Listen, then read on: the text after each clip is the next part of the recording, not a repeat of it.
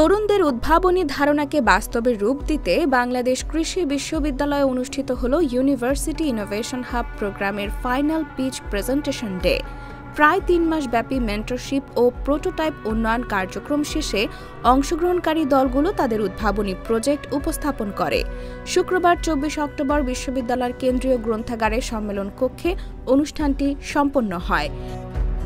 University innovation hub প্রোগ্রামটি world bank funded এবং Bangladesh hi tech park কর্তৃক বাস্তবায়িত একটি উদ্যোগ।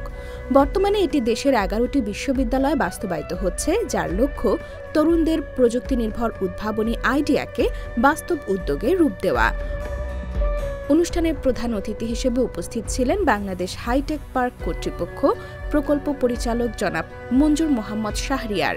উপস্থিত ছিলেন বাকৃবি ইনোভেশন হাবের সভাপতি ও ফোকাল পয়েন্ট অধ্যাপক ড জোয়ারদার ফারুক আহমেদ, সদস্য অধ্যাপক ড মোহাম্মদ শহীদুজ্জামান ও অধ্যাপক ড মোহাম্মদ রুস্তম আলী।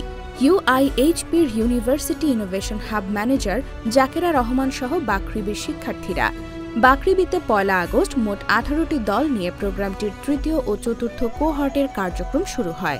প্রায় ৩ মাসের নিবিড় মেন্টরশিপ শেষে আজকের অনুষ্ঠানে ১২টি দল প্রতি কোহর্ট থেকে ৬টি করে জুরি বোর্ডের সামনে তাদের প্রোটোটাইপ সহ চূড়ান্ত প্রেজেন্টেশন উপস্থাপন করে। প্রতিযোগিতায় অংশগ্রহণকারী দলগুলোর মধ্যে মোট ৫,৫০,০০০ টাকা, যেখানে কোহর্ট ৩ এর বিজয়ী দলগুলোকে মোট ২,৮০,০০০ টাকা এবং কোহর্ট ৪ এর বিজয়ী দলগুলোকে মোট ২,৭০,০০০ টাকা প্রদান করা হয়। এর আগে বাকৃবিতে প্রথম ও দ্বিতীয় কোহর্ট সফলভাবে সম্পন্ন হয়েছে। আগামী জানুয়ারি মাসের পর পঞ্চম ও ষষ্ঠ কোহর্টের কার্যক্রম শুরু হবে।